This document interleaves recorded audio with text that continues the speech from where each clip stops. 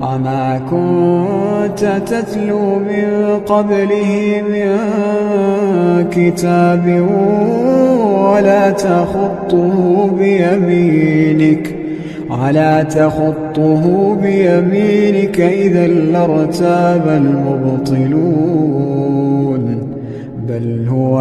آيات بينات في صدور الذين أوتوا العلم